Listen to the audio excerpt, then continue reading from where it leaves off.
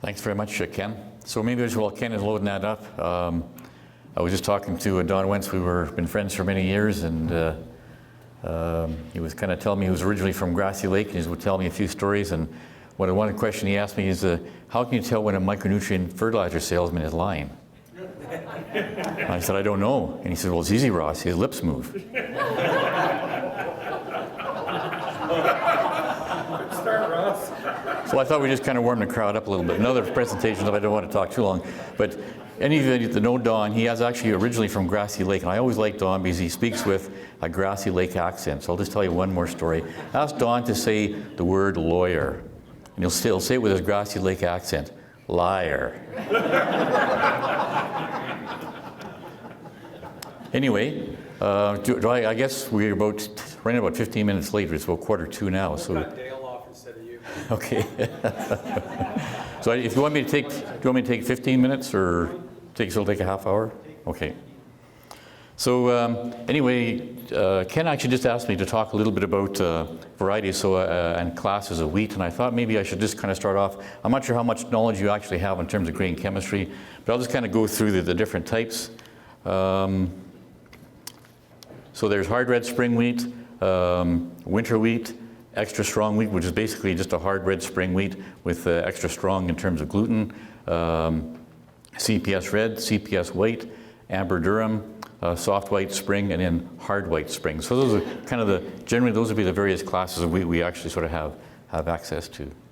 So I thought the first thing I'd do is just kind of show you a bit of Alberta stats in terms of acreage for spring wheat. It's obviously by far the greatest. In 2010, it was just under, in terms of acreage is harvested, 5.9 million.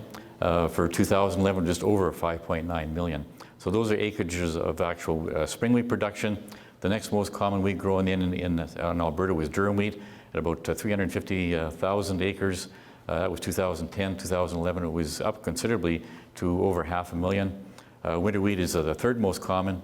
We're kind of in that range of 175 to 180,000 acres, most of that in southern Alberta in 2010, 2011, and we don't actually have the 2012 data yet. So again, it kind of gives you total production.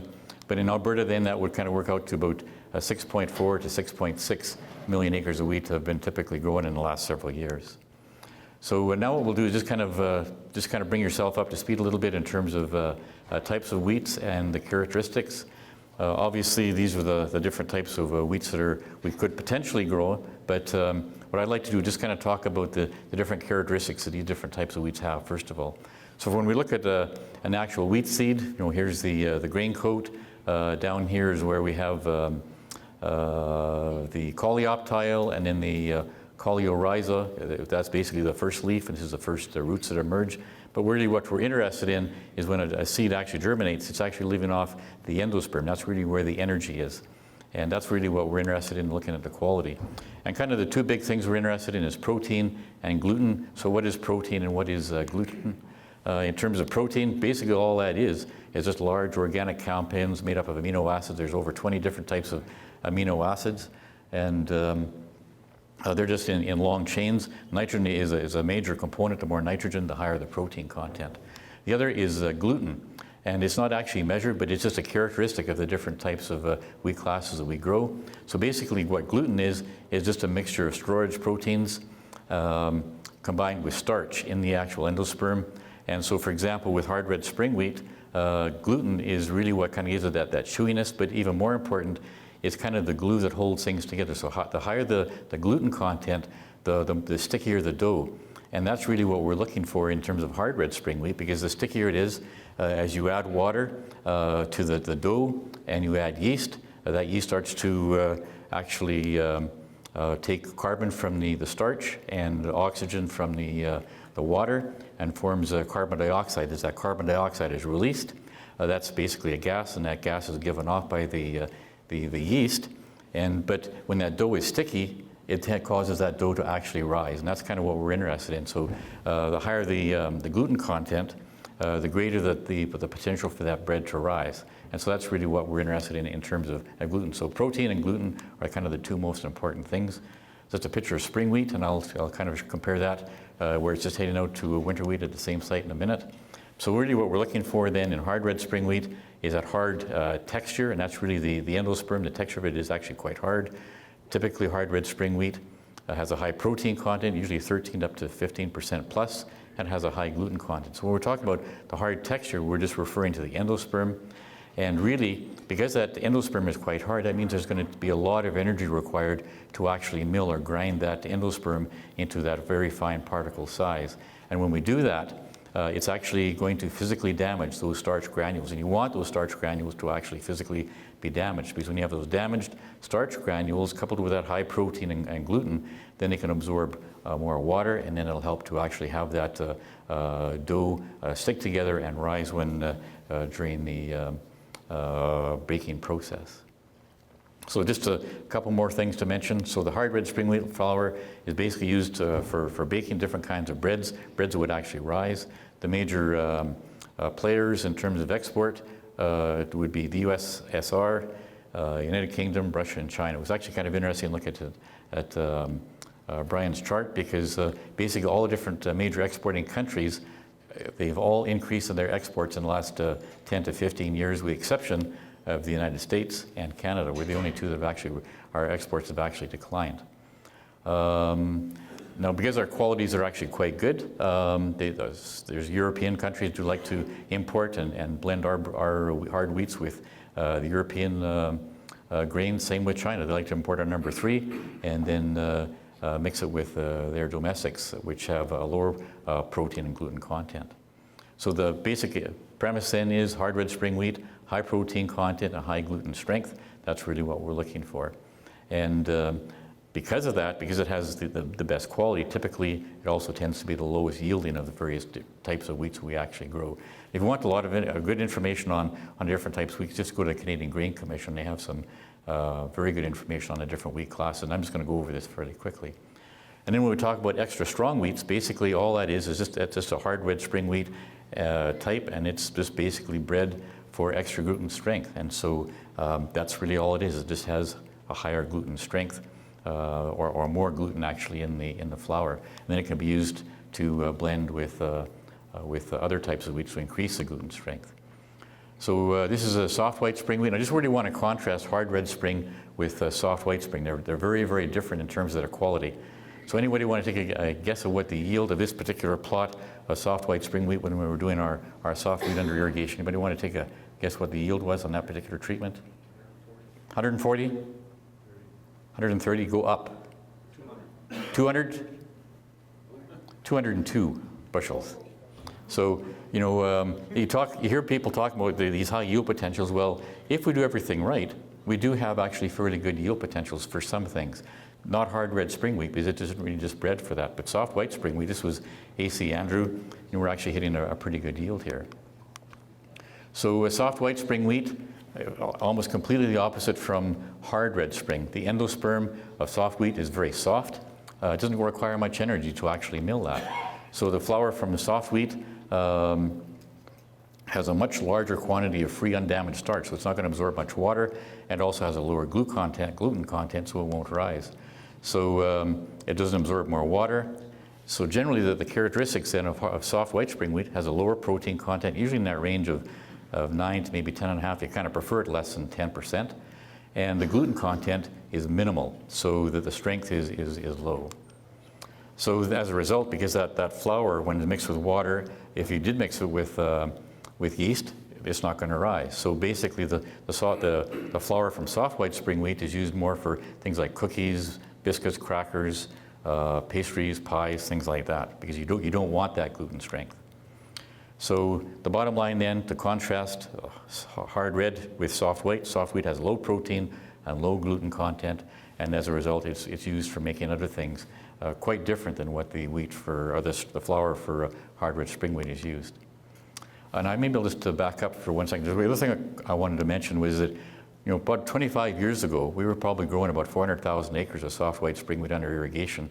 Typically in the last 10 years, it's been really in the range of about 35 to 40,000 acres. Our acreage has been quite down. But in about 2007, we started to see an increase in soft white spring wheat growing in Saskatchewan for the ethanol industry, and we're starting to see that more in Alberta. I've actually been doing some soft white spring wheat work in central Alberta, in the Vegreville, St. Albert, Westlock, Barhead area to look at the potential for soft white spring wheat production in the parkland area. So here's winter wheat. Of the dryland wheats we grow, winter wheat tends to be the highest yielding. And I took this picture at the same time as I took that picture for the spring wheat. The winter wheat is already well headed out and well on its way, much further advanced and higher yielding than the spring wheats. Winter wheats do present a very large acreage in terms of the world, in terms of production. The problem with winter wheat, the quality is always inferior to spring wheat. And even with a lot of very good breeding work in Alberta, particularly in Lethbridge with a breeding program with Mark Grant up until the 80s, then Julian Thomas, and more recently with Rob Graff, they have made some great strides. And so the winter wheats that we have are much improved in terms of quality compared to other areas in the world, but it's still not to the same quality as spring wheat. So really, in terms of protein and hardness and gluten strength, they don't have the same level that the hard spring wheats have. So for winter wheat then, usually it's kind of between, in terms of quality, it's kind of between hard red spring wheat and the prairie spring wheats. The prairie spring wheats are not as good as the winter wheat, but the winter wheat isn't as good as quality as the spring wheat. So in terms of characteristics then of the winter wheat, medium protein, medium to high gluten, but the nice thing about winter wheat is it usually yields about 20% higher than spring wheat. So then all of a sudden, well, if the value of spring wheat versus winter wheat is about the same, well, then maybe you should be growing winter wheat because then it has a higher yield potential. So that might be something to be thinking about down the road. And certainly I look forward to hearing Dale's presentation where he starts talking about the different values. And it's interesting because Dale and I just met this morning. He's worked for the Department of Agriculture or Alberta Agriculture for many years, and our paths have never crossed. We've never actually met, but we both worked for the department for many years. But he works in head office in the O'Donoghue building in Edmonton. Now, I've been in the O'Donoghue building twice in the last 13 years. I never go to head office. When I go to head office, I know I'm getting my ass kicked, so I never go there. What was that? Yes, well, there's some bites here too. It's not just footprints, so I don't go there very often. Now, they are recording me, but I have resigned, so it's actually okay. I can say this. My director is no longer working for our division anymore, so that was one small step ahead for mankind.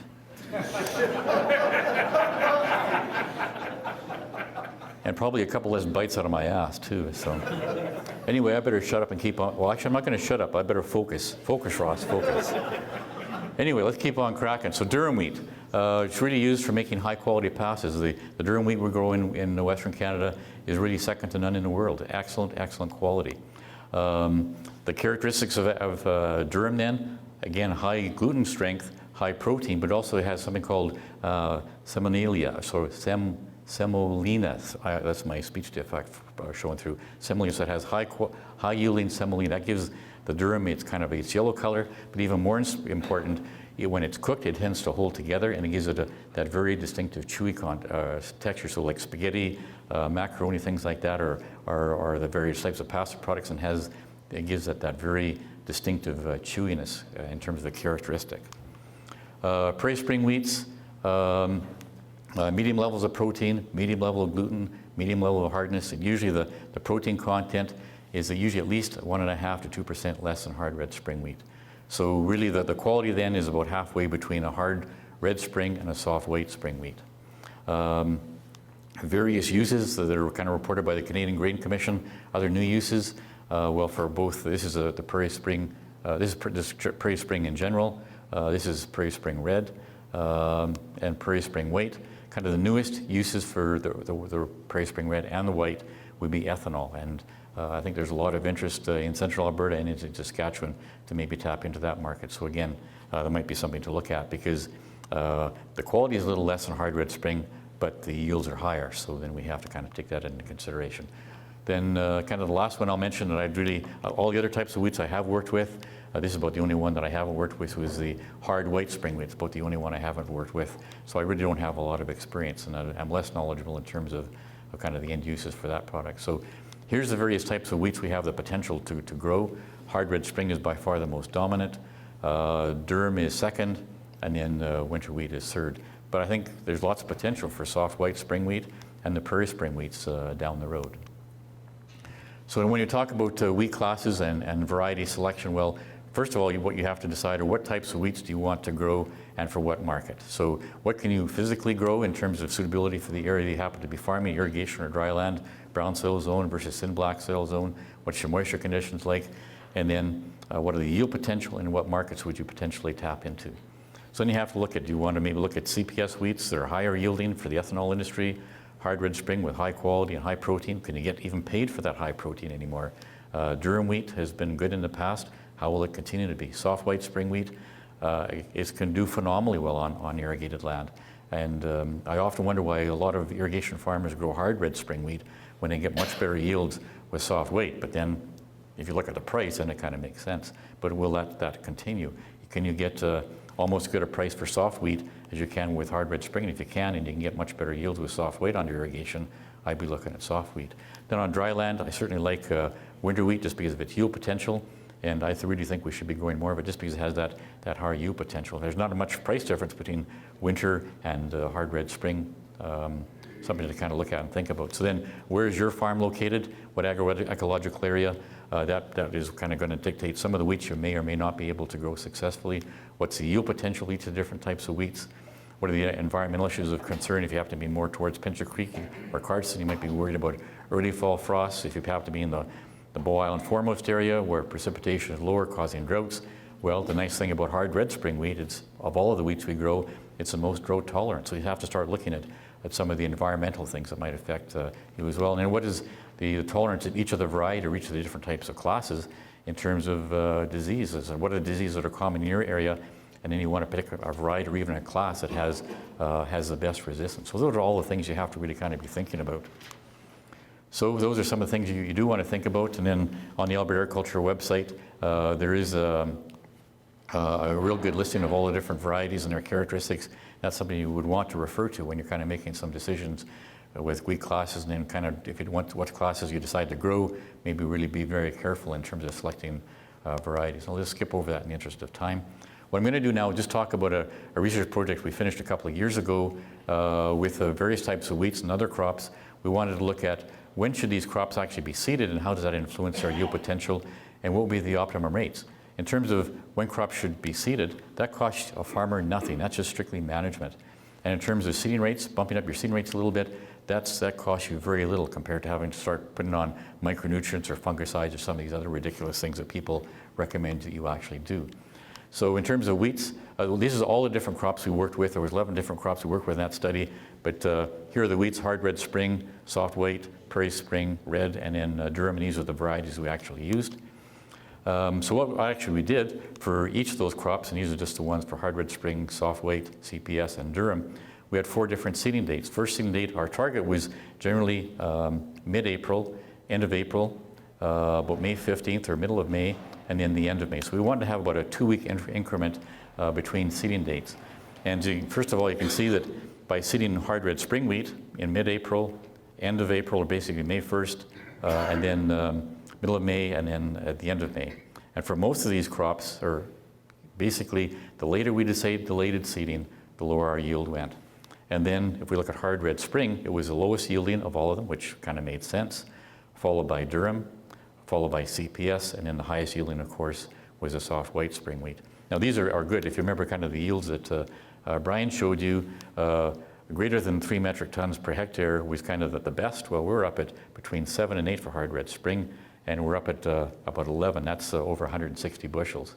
That's 11 metric tons. That's about over 160 bushels for the soft weight. So we do have some better yielding potential for soft white spring wheat and CPS wheat.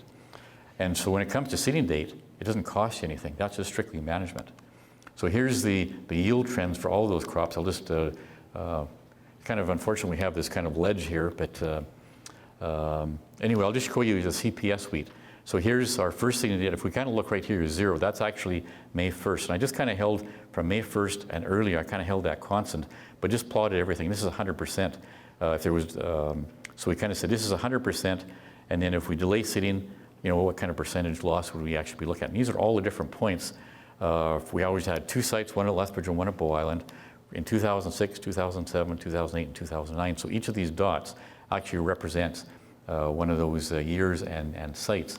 And it kind of shows you the gradual trend that we actually saw from May 1st to, that actually is about to be into early June, because there was one year in 2007, just because of the weather conditions, we couldn't start seeding to begin in May. That pushed everything back into early June. But that's the yield trend. And basically that told us for CPS wheat, on average, every day we delayed seeding, CPS wheat, every day we delayed seeding after May 1st, we lost 1% of our yield. So that means after 30 days, we've lost 30% of our yield potential. And so the only thing that costs you is the later you seed, the lower your yield. So the earlier you can seed, if you can be seeding your wheat before May 1st, that's really when you're going to get your optimum yield. And if you start delaying after that, then it's going to start to lose yield potential. Now this is irrigated work. I would kind of expect we'd see the same kind of things on dryland. For durum wheat, that data was very tight. We're losing 1.3% in terms of our yield loss, 1.3% per day. So after May 1st, things really went down. But the story was very similar. For soft white spring wheat, it was just under 1% and 0.8%, and that was hard red spring wheat. So here's the categories then in terms of yield loss. We saw similar things with other crops. Canola was the worst, 1.7% yield loss per day after May 1st. But at least it gives you the trends for these cool season crops. The later you delay seeding, you start to lose yield potential.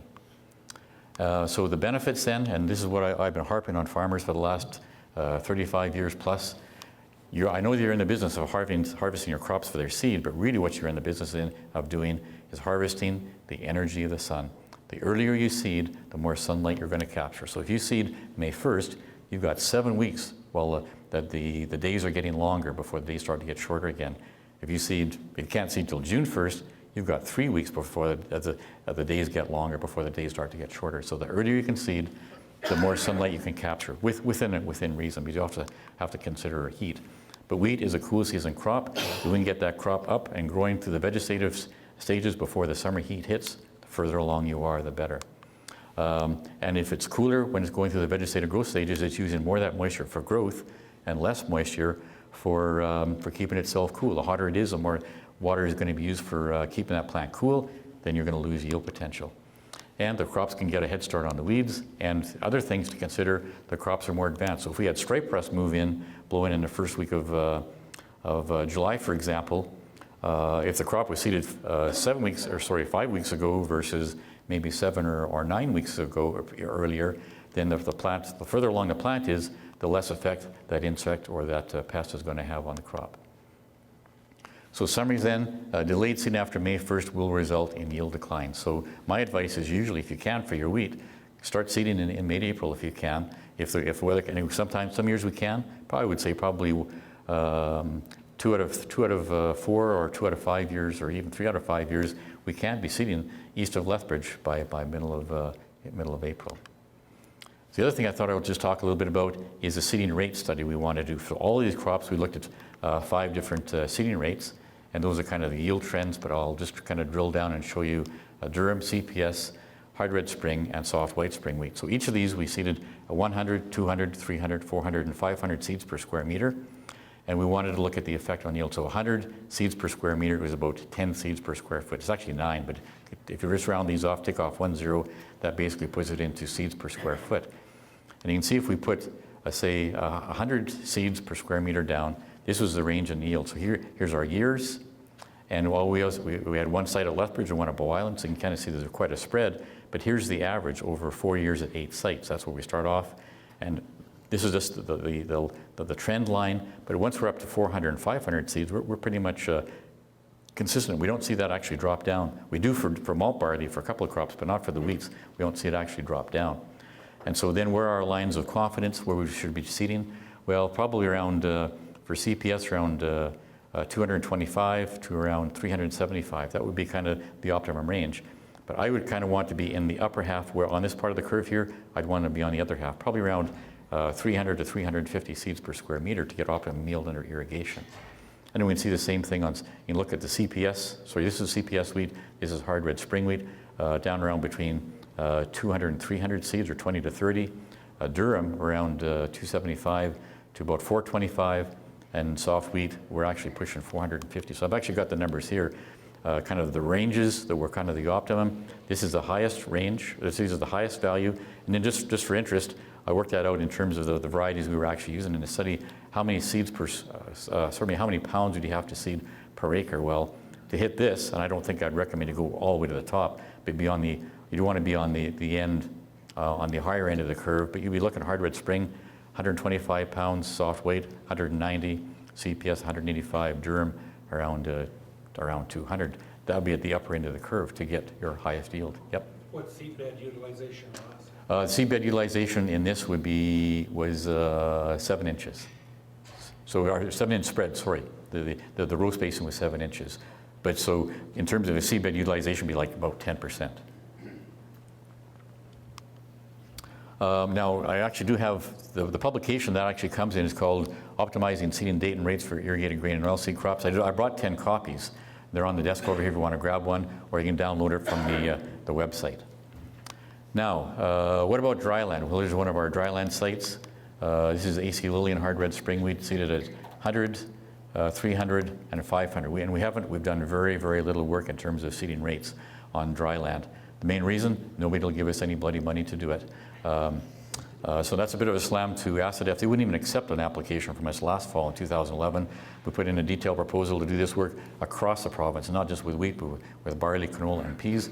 We want to have like about 15 site years out every year for 4 years. And after they mulled it over for about 4 or 5 months, they turned us down and said, now farmers can figure that on their own. And so basically you're on your own. But in my mind, this is cheap, because it costs you very little in terms of deciding when to seed or if you want to put a little bit more seed out. But we have not done hardly any seeding rate work since in the last 25 years when farmers have moved to do indirect seeding. So in my mind, that's a fundamental mistake. Instead, they give money for people to do stupid stuff on micronutrients, fully applied to try and increase barley to 180 bushels an acre, which then they find out, geez, you know what, we can't achieve that. We don't have enough rain. But some really stupid stuff that some of these guys fund. How do you really feel, Russ? We'll go have a beer in a half an hour and I'll explain things to you. Fortunately, Don and I get along quite well. We were both ill last fall or last spring, and so we had a couple of really good conversations, but we couldn't go anywhere, so we had nothing to do but talk to each other. But I guess we were kind of bitching, weren't we? I don't remember what we were doing. Anyway, now if you go to the Alberta Agriculture website, this is what they actually have in terms of seeding rates for hard red spring, CPS, durum, extra strong, and soft weight. That's in seeds per square meter. That's in seeds per square foot. So for durum, 20. For hard red spring wheat, 24. That's nuts. That's not even in the right ballpark. Durum should be a higher seeding rate than hard red spring. But this is the information that we have on our website. That's the best we have. And then you look, well, what zone would that be in? That's for the entire province. That's just archaic. And yet we can't get money to fund this kind of stuff. So it's old and outdated, but we can't get any money to do it. And that's our own department. So what I'm going to do now is I'm going to give you my best educated guess. For the brown and dark brown cell zones for spring wheat, we probably should be in that 20 to 25. We have done a bit of work in that area.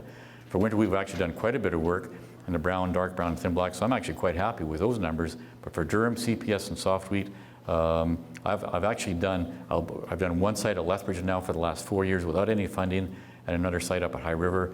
But I am doing some work in central Alberta in this area, but it's really, really hard to get funding. But these would be kind of the numbers I would suggest, kind of in that 25 to 35 in the brown, dark brown. For some of these higher yielding, actually I guess 25 to 30 would be kind of in the higher yielding, good moisture areas. But then when we go to thin black, like Pincher Creek, High River, we could go to a little higher rates, but then we have to be concerned because if you go to Pincher Creek to seed these, is the growing season long enough? So these are my best guesses. We have very, very little research to kind of support these numbers. And just to give you a sense, so for example, if we said seed 25 plants per square foot for soft wheat, sorry, spring wheat, that would be about just over 100 pounds. Durum be about 125 pounds. CPS about 117, and for soft wheat about 106. And even though I kind of suggest going to a bit higher seeding rate for this compared to this, these are actually about the same, but the seed for soft wheat is a little larger than the durum. Sorry, the seed for soft wheat is smaller than the durum, so then that's why it's more pounds versus this one. So in terms of seeding summary then, seed wheat as early as reasonable, depending on soil temperature and weather conditions, and actually soil temperature or soil moisture conditions. So really in my mind, for the spring seeded wheats, I'd start seeding in mid-April if I could. if conditions were suitable. And I don't worry about soil temperature, just what is the condition of the soil and can I actually start seeding.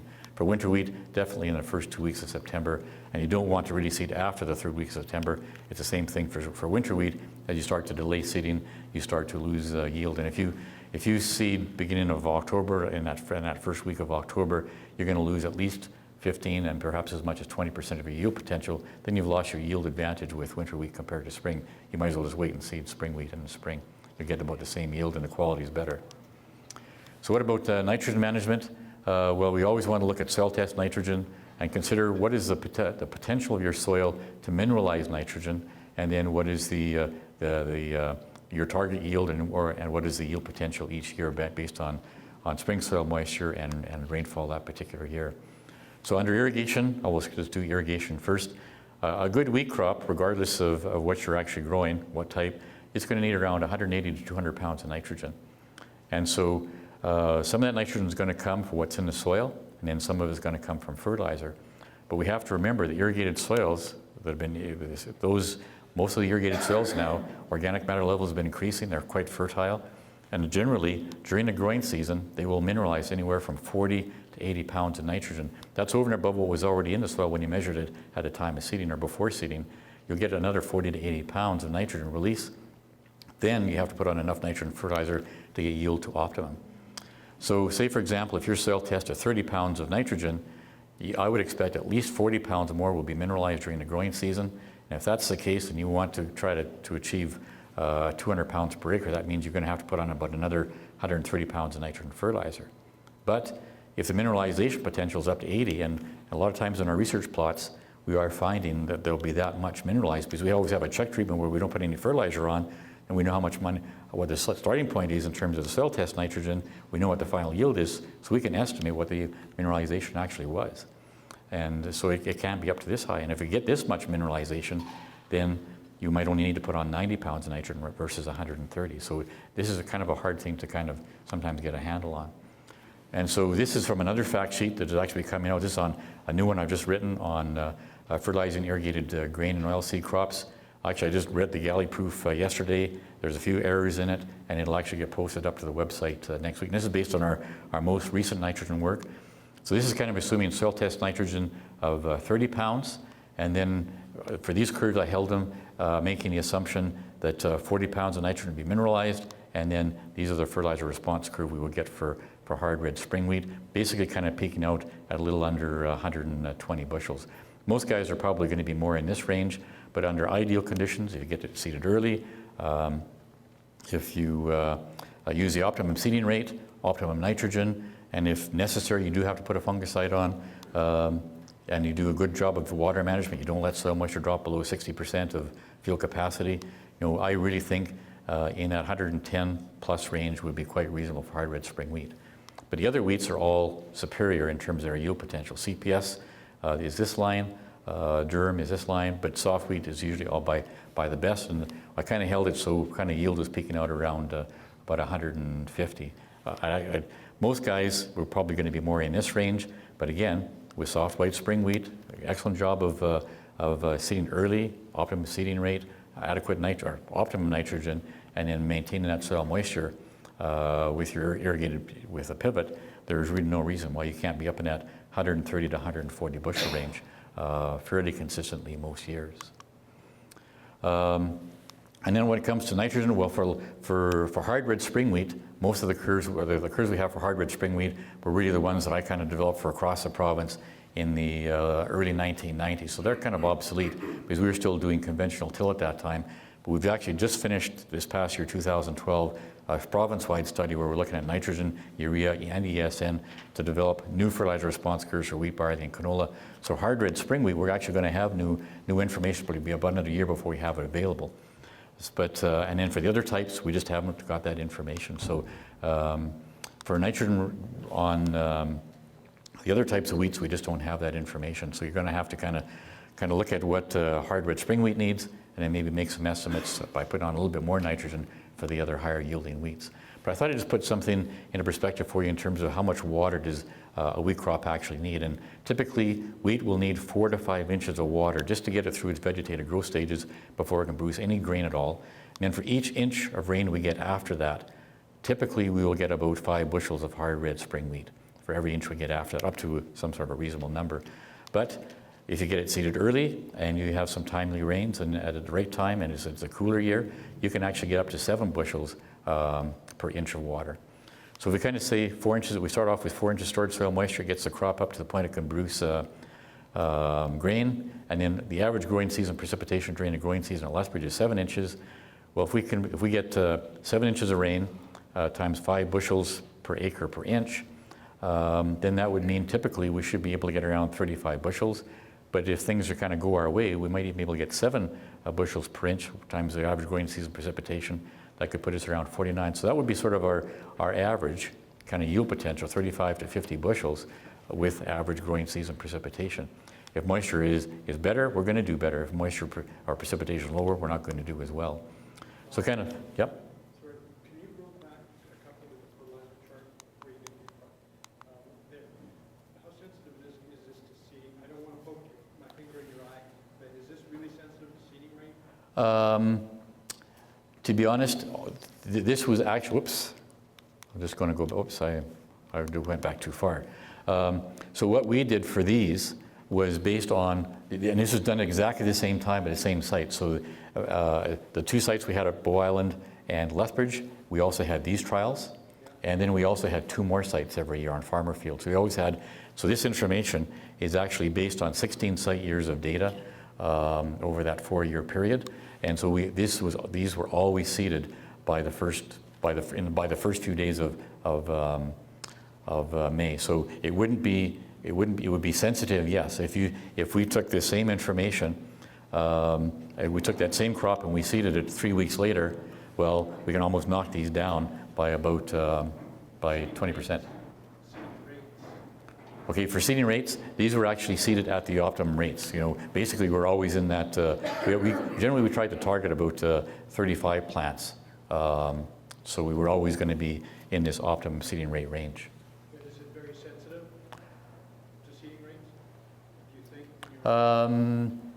To seeding rate, probably not. Seeding date, yes, but it's not seeding rate. So just kind of looking at, in terms of average, if things being average for spring wheat, in Lethbridge area we should be around 35 to 45. For spring wheat, Durham, probably bump that up a little bit more in the range of 40 to 50. But if we have good moisture years, we're going to bump that up even further. And just to kind of put into perspective how much wheat would a Durham crop need at 40 to 55, well, we're going to need around 75 to 100 pounds of nitrogen. Spring wheat in this range, around 60 to 90 pounds of nitrogen. So kind of general fertilizer recommendations, I'm just kind of giving you here. So typically most of you will probably find when you soil test, and just based on our own testing over the years, most dryland fields would probably be in this range or maybe in this range. So generally your soil test nitrogen levels in that top 24 inches would be relatively low and you're in a direct seeded situation when you annually crop. And so you'd probably be needing to put 75 to 85 pounds of nitrogen on durum and 65 to 75 on spring wheat. And that's where I'd suggest you be. However, in some of the varied fertilizer work that we've been doing, and one of the sites we actually have is on Ryan Mercer's field, it was really interesting watching that. In the last year was in durum wheat, and we actually had our fertilizer trials go from 0 up to 150 kilograms per hectare. 150 kilograms per hectare is 135 pounds. And on the low slope and mid slope positions, we were still getting response last year at that 135 pound rate. With the exception of the hilltops, and it was peaking out at the next level lower at 120 kilograms, which would be about 108 pounds of nitrogen. So this is kind of what I'm suggesting, but I think as we do more work, we're going to find, and certainly in my opinion, that most farmers tend to under-fertilize their wheat. They could probably easily bump up their levels by 10 to 20%, and as long as you have normal to above normal precipitation, you would actually get, that would actually pay for itself. So I think I probably used up most of my time. I didn't actually look at my watch. Actually, I think I'm just about right on. So anyway, so that's actually just when we're combining some of our wheat on one of our variable rate fertilizer studies, but that's going to yield some kind of interesting information down the road too. So that's really all I'm going to say. I'm not sure if Ken wants to take a question or two, or maybe we'll just move right into Dale's presentation.